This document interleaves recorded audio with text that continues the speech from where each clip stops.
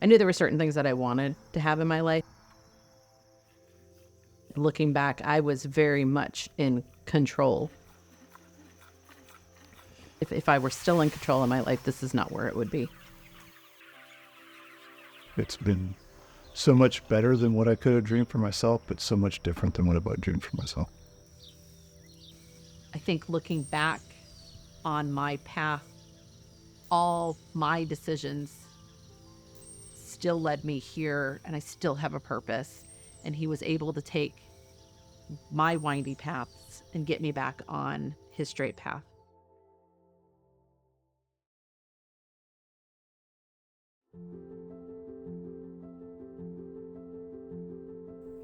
I think I had a different life than a lot of people, but that I know.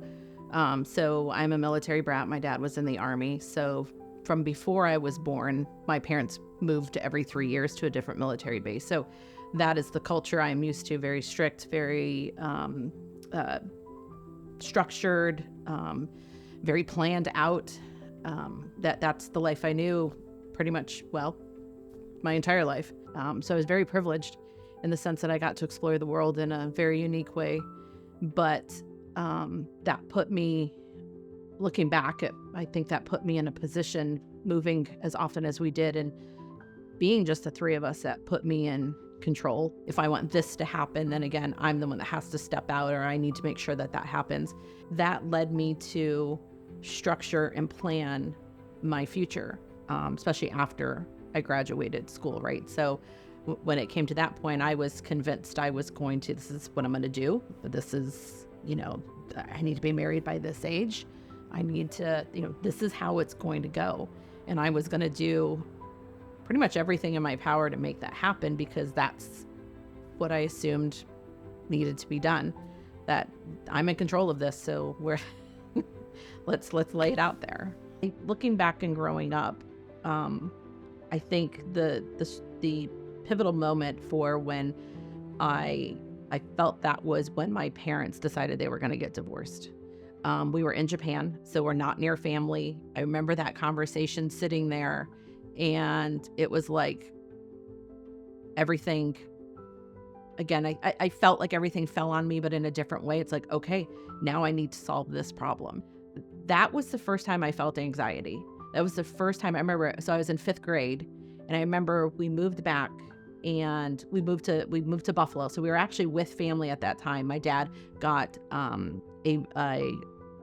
I guess you call it like an extended vacation before he had to move to Ohio for his next assignment. So we were in Buffalo, and my mom decided to stay there. And we all agreed that was probably the best place for me, was to be with my mom, especially at my age. As time went on, I started to realize that my mom was an alcoholic. Later in life, I was able to look back and notice things in photographs that were triggers at that time, or at least it made it clear that, oh, she's had this problem for a long time. But it escalated after her and my dad split. Summer of 7th grade, going into 8th grade is when I made it known to my dad what was going on. He had already remarried at that point to a wonderful woman who actually became, I refer to her as my mom now. So it's kind of like looking back, I was so blessed. I had a mom until I was 11 and 12, and then I got a new mom. I got, God blessed me with exactly who I needed in my life at that time. So I moved in with my dad, 8th grade. We were down here. We lived in Westerville at the time. I always wondered why my dad didn't move back to Buffalo after he retired with me. Why did he not want me to be close to family, or not be close to my mom?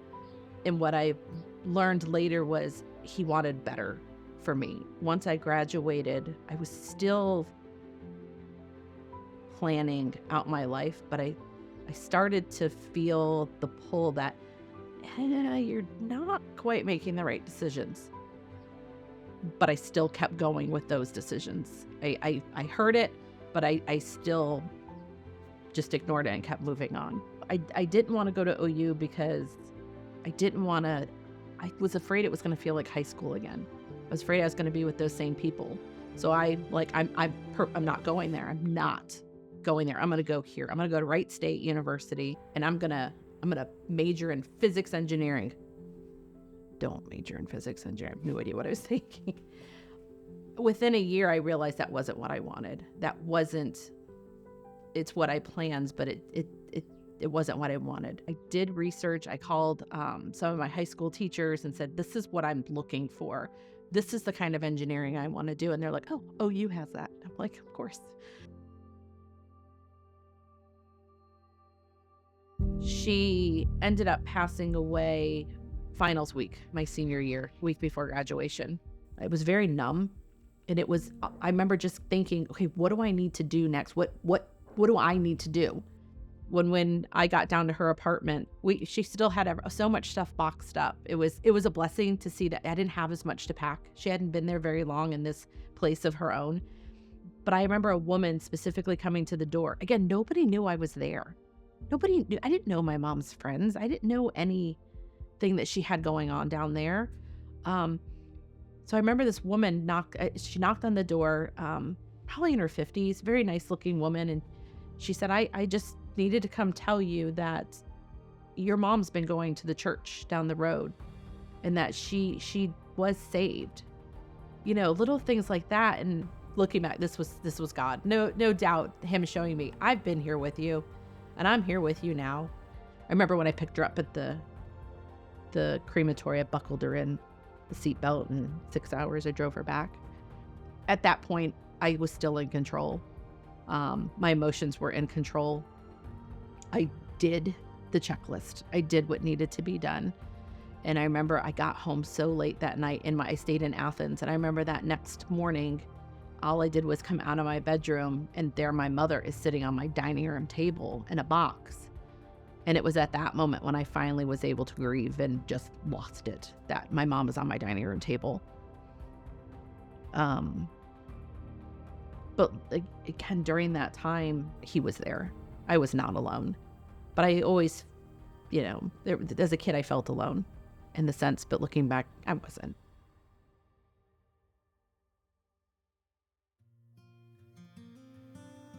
When I think about different situations that I've had, I'm able to see that, God was absolutely at work, at play. I had no idea what he was doing at that time. Still don't today. But along those roads, I see how they began to interconnect. And I can see, I was really, there was other people walking with me along the way. God was with me, and it was clear now in those situations. And that does increase my faith. That is my faith, really, is to see that he has promised to be faithful to me. And along the way, anytime I was in a difficult situation, when I felt like I wasn't enough, when I look back, it worked out. And I wasn't, but he was enough in that situation. So I grew up in northeastern Guernsey County, a very rural area, just outside of Birmingham, Ohio. During that time, we lived on one corner of my grandparents' farm. So growing up on the farm, I spent a lot of time with Grandpa. He had probably, when we were maybe 5 or 6, he'd retired from working for the county highway department. At that time, he just became a farmer. So he had a full-time job, and up to that point, and then at that point, his job was just to run the farm. He spent a lot of time trying to make the best out of what essentially God had given him. He'd go back and tell his story about him and Grandma, and they had nothing, and not at some point they had no idea what they would do, and that things had fallen into place for him along the way. So then it ended up, and he was so proud that he was able to buy and pay for that farm. As I spent time with him, he grew up through the Depression, and so everything that he did was turning something that somebody else saw as trash into something that would suit the purpose. So many of whether it be the tractors that we had or whether it be the equipment, it was somebody else's castaway that he had turned into something that was workable for the solution. But with that, I learned an awful lot about taking something that didn't work and turning into something that did work.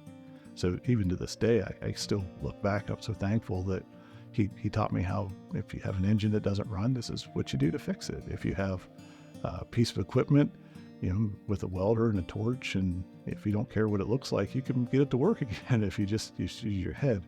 So finding a creative solution to problems, I think I actually know that is what set me apart from others. Maybe a little bit in school, but very much out in industry.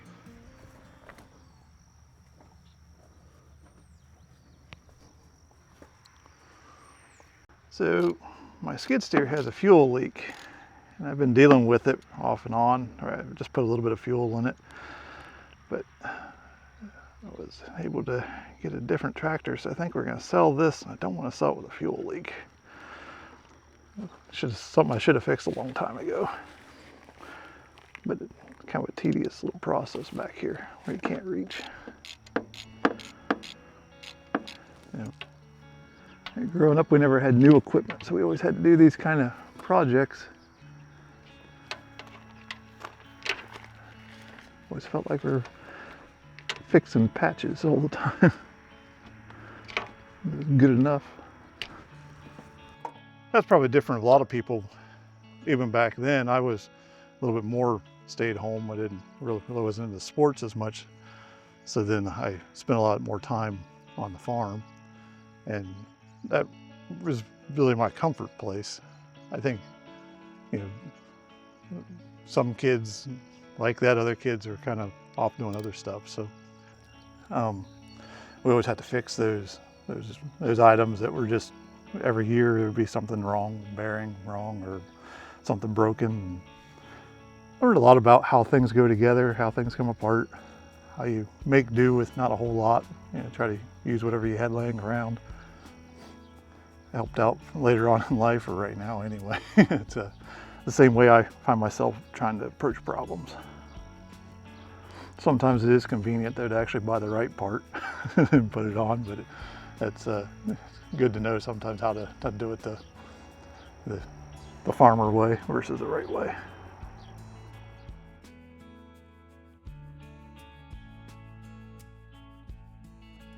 Well, there's still a lot of times when you have problems every day, no matter what you do, whether it's farming or whether it's industry or manufacturing or whatever you might be working on.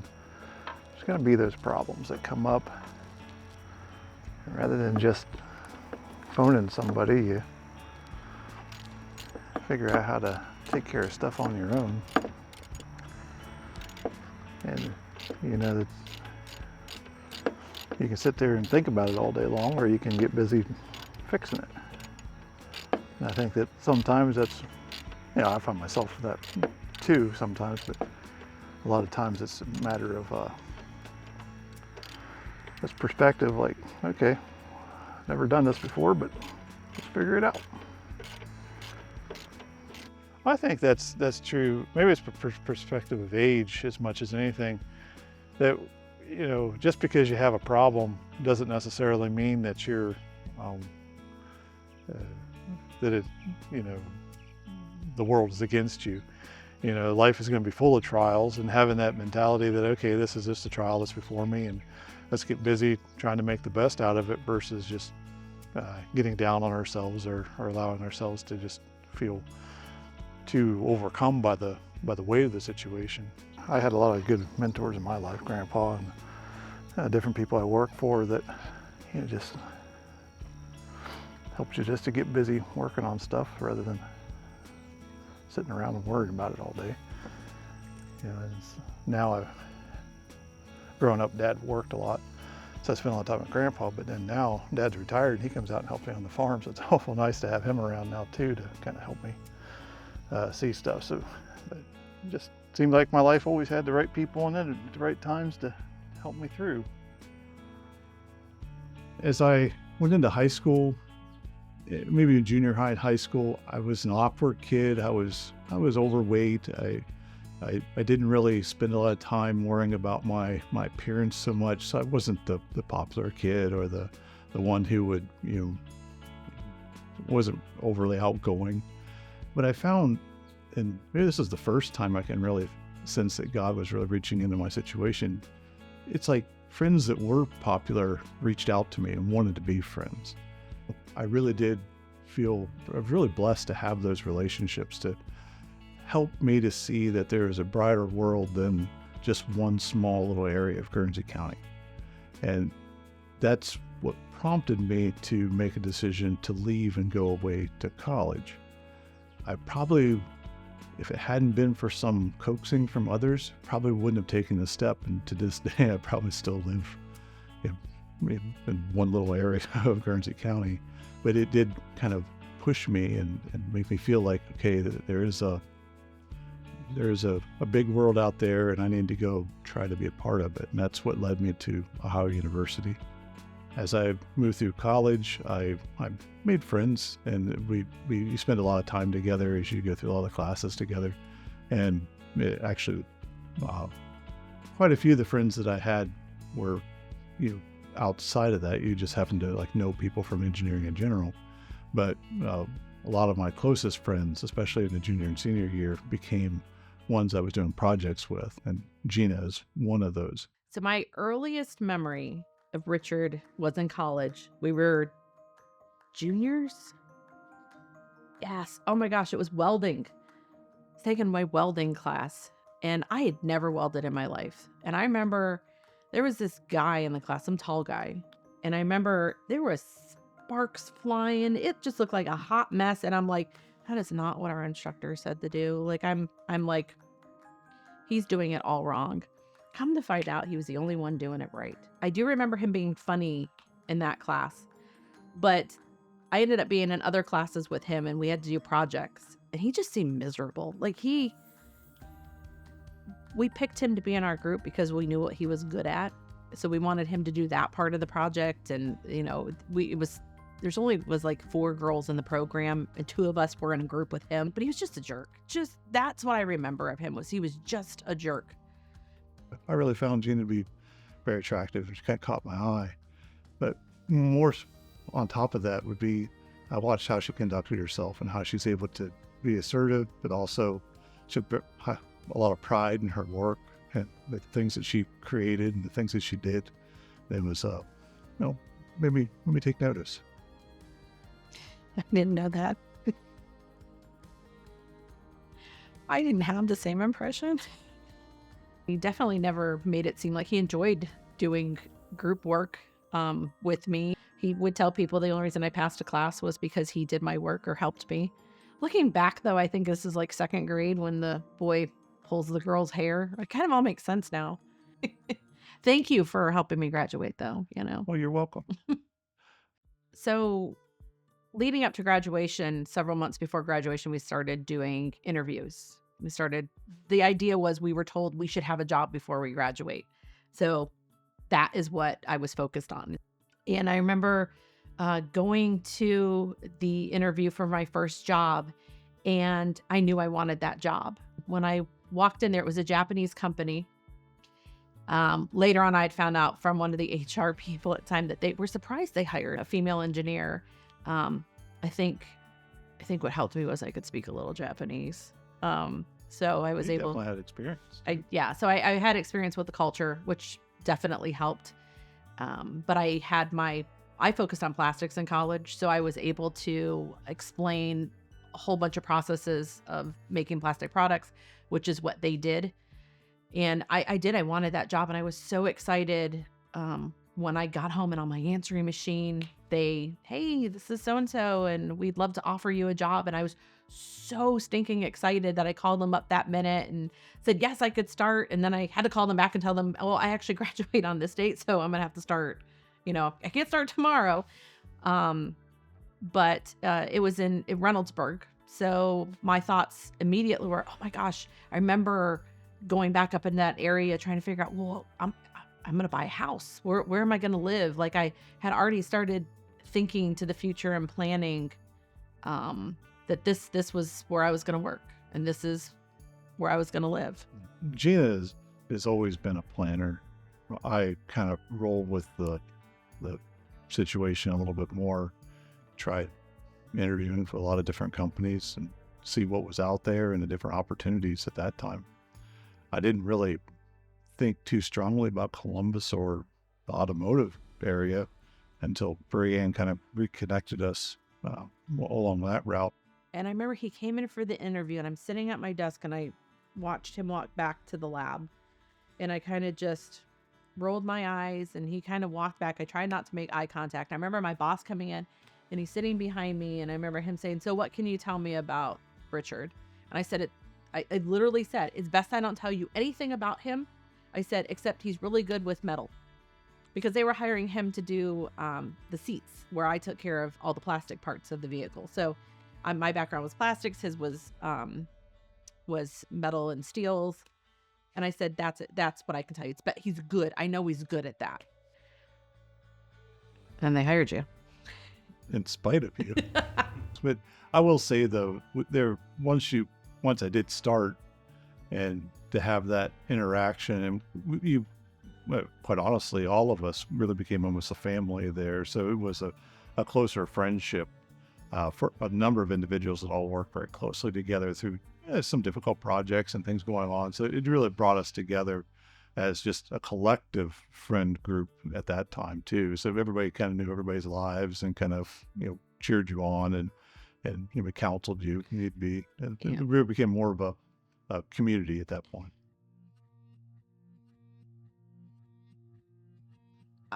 I don't even remember how I stumbled across the farm being for sale, but I knew I wanted it. I was drawn to it, and everything worked out to where my house sold immediately, and I got this. I had a party here. It was shortly after I bought the house, and he came, everybody from work came, and all of a sudden a van showed up, a work van.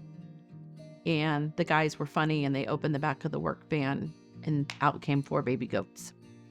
So he bought me 4 goats as a housewarming gift, because him and the guys were laughing and trying to figure out what to get me. And you went to Tractor Supply, and that there was an ad for 4 baby goats. It wasn't my idea. I was just the one who had to execute it. Yeah. So I have 4 goats, and I haven't a clue what I'm supposed to do with these goats. I don't know how they were getting out. I've got these barns, but I have no idea what they need. And I think that's kind of where things started to change. Is I'd ask him, and he would come over after work, and we cleaned out the barn. And I think our conversation changed at that moment. Like, something was different. And I don't even know, like, how we ended up on our first date. I'm not quite sure. It just seemed like it came about. It just really wasn't like, I don't know for her, but it's like, I wasn't like sitting there just kind of like waiting or kind of anticipating it or trying to force it. It just kind of happened. I think that Richard is a physical representation of witnessing God every day. His mannerisms, how he handles things, how he challenges me. He's helped the voice of God get louder in my ear and be right in front of me at times when I need it. And for me, I do feel like it's similar to the rest of the beginning part of my story. Sometimes my path just goes a different direction than what I would have anticipated. And Gina was along that path, but that wasn't a road that I had necessarily thought very deeply about. But similar to what Gina said, I think that God brought us together for a reason. There's so many things that Gina compliments in me that help me with whether it be the making good plans or having, the being purposeful in different activities, where sometimes I'm a little bit more free spirit for along, a little less directed sometimes. And she does. Come on, let's go. She definitely likes to have a plan and action and let's get this done. So it's been a great compliment to each other. But then God has been there. Really, you see the evidence that He was there to bring us together, but also that through our relationship, together we're stronger than apart. Absolutely. Well, we started off our farm as 16 acres, and so we spent almost all of our time within maybe a couple of the buildings and in the house. And as I walked around and I would go kind of see the areas that we had another farmer that was farming it, and but it just didn't feel like we were really a part of it. It's like somebody else was a part of it for us. So when I don't know exactly what drew me to Joel Salatin's book on raising chickens. I thought, okay, well, we can try that. When I ate the product, the chicken that we produced ourselves, it was noticeably different than the chicken that we were buying at the store. And because it was noticeably different, I'm like, well, if it's noticeably different, then there's a benefit here. Yeah, so let's keep doing it, at least for ourselves. A couple of friends joined in, and a few more friends. It word of mouth. It just kept growing and growing and growing from there. And people would show up and they would help us along the way. We would, do our own homework. I did a lot of reading and tried to go to different conferences and try to see what was next for us. And with that, met a lot of really great people. And then it just year after year, it wasn't as if we were trying to grow a business necessarily. There is a real drive and passion that I have for the farm, which I didn't have when we started this. I would tell people, oh, it's Richard's farm. It was weird. It's his business. He tells me how many chickens. I just go make sure and sell them. And I remember when he told me, this is it. This is either a hobby or it's a business. And I remember him saying, this is what I want you to do. I want you to start learning how to do marketing, and then decide what is this? Is it a business or a hobby? And I was teaching at OU at the time, and I was like, sure, challenge accepted. And I found that I loved it. I think looking back, it amazes me to think that somehow I ended up on the hospitality team at church like 10 plus years ago. Never thought I would be the person to encounter people every day and to help them and be that friendly face. And I've learned so much being on that team and how to work with people or how to help people, that those skills then went to the marketing that now come to the farm, that when we greet people every Saturday or when we have events or we encounter customers, that it seems so natural, and it's not natural to me. It's God laid each one of those stepping stones in place for me to get here. But I think what's interesting is that you and I were on two different paths when we started doing the farm. You were looking at the land and all the erosion that we were noticing, and I was concerned with what I was hearing about people and getting sick, getting illnesses, diseases, cancer. And I felt challenged in the sense of, why is this happening? I did not believe it just happens. When you hear that, I'm like, I felt that drive that, no, I've got to know more. This can't be it. I started reading a book while he's reading his books, and they both came to the same conclusion, that it was regenerative farming. Not necessarily was the answer, but how your food was raised, the care that was taken in it, pretty much how you fueled your body, could help you. So there's actually a name for the kind of farming that we do.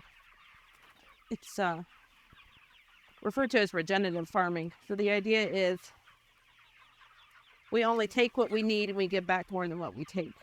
So again, moving the chickens every day adds back to the earth, to the ground, which nourishes the ground, which nourishes the animals, which nourishes us. We can do up to 10,000 birds. So this year we started at where the tent is, and we went around and did this inner loop all the way up, almost to the end. We kind of got to the top of the hill, and then we moved them over, and now we're coming back down. So in 1 year, we try not to have them cross the same path more than once. They get fresh grass. They're in a clean environment, and they can actually eat all the bugs and all the grass, but then they give back by obviously leaving behind stuff and adding nitrogen back to the ground. So we can grow more grass to feed more animals, to nourish more people, to better our ecosystem, and we use what we have. Yes, we steward it well. At least we try. All right, piggies.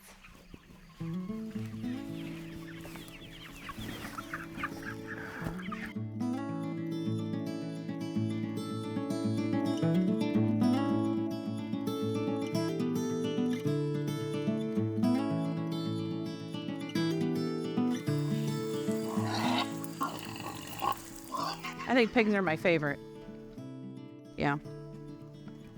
They have fun personalities. Some get excited to see you. Some want nothing to do with you. They get it, yeah. Food, she's got food. Well, it's neat too, because one thing that I try to do personally is, like, we'll come up here, we'll just sit and watch them. Like, one, it's just interesting to see what they do, maybe why they do what they do.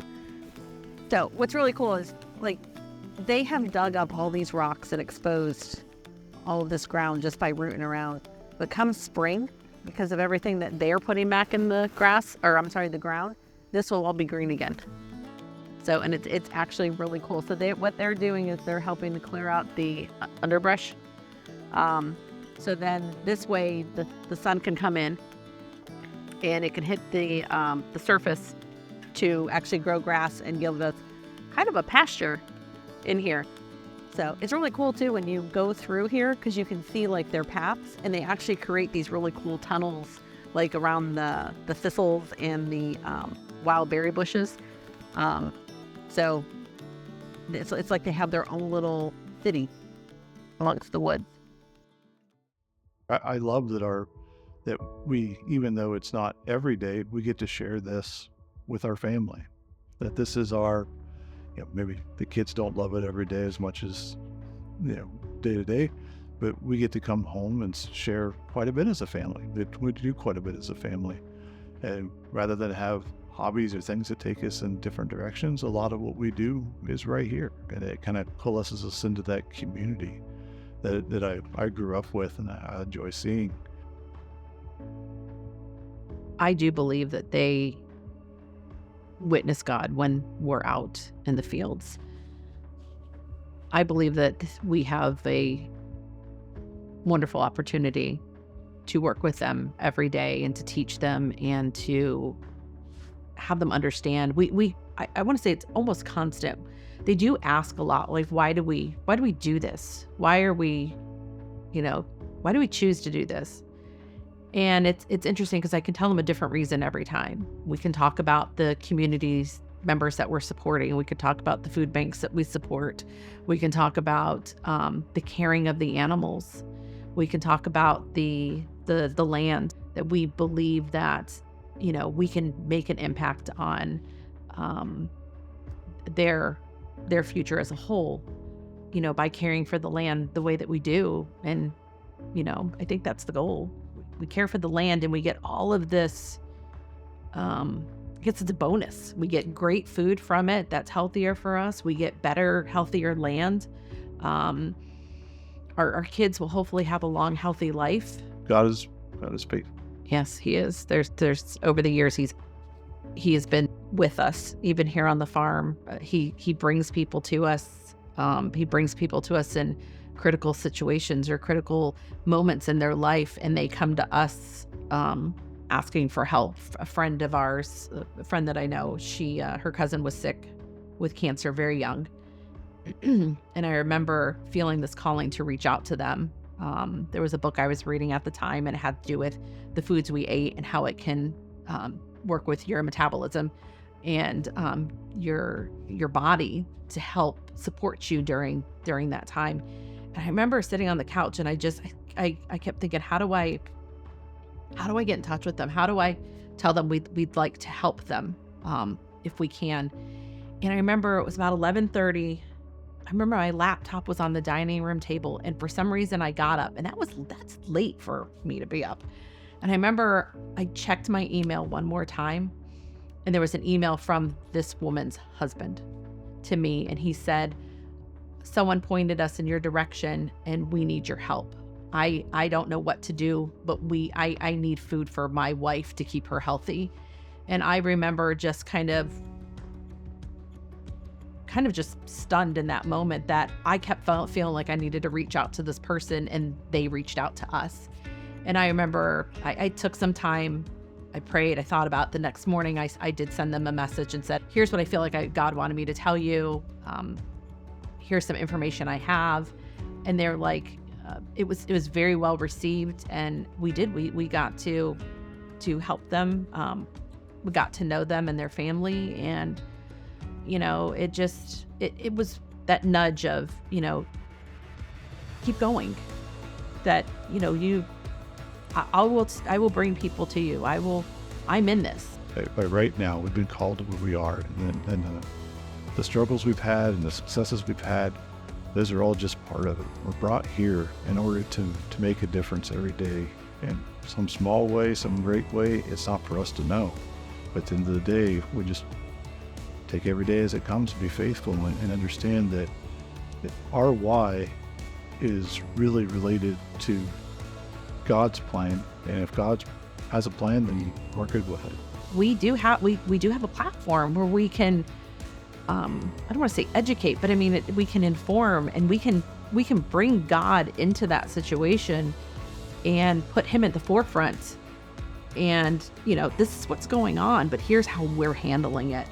And hopefully someone can take, chickens and take that example and relate it to what they're going through. That, yeah, I need to keep my hand open, that, God has the ability to take whatever's in my hand at any time, or, place something in there. It really is a journey of faith to be a farmer. Yes.